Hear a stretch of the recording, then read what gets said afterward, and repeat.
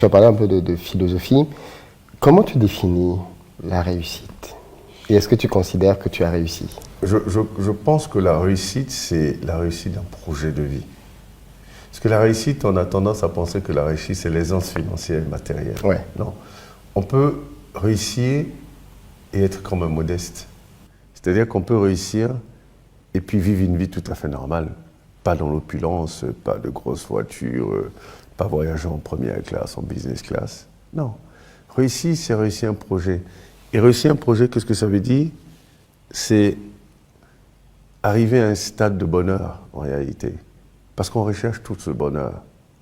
Le bonheur n'est pas un point G qu'on atteint. Non, le bonheur, c'est ces moments-là, ces moments qu'on savoure dans les différentes étapes de notre projet et qu'on finit par atteindre la vitesse de croisière.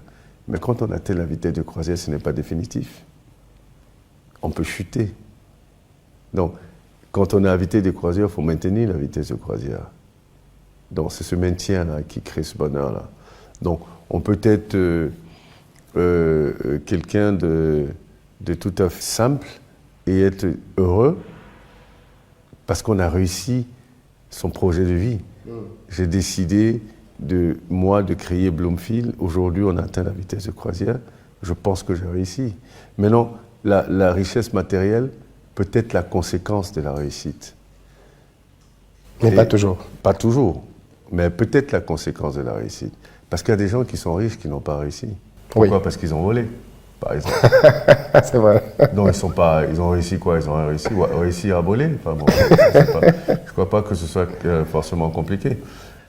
Parce qu'on ne comprend pas que être riche, c'est créer de la richesse et devenir riche, c'est créer soi-même de la richesse. Ce ne sont pas des salaires qui rendent riche, ça c'est clair. Quel est ton rapport à l'argent? Très détaché, extrêmement détaché.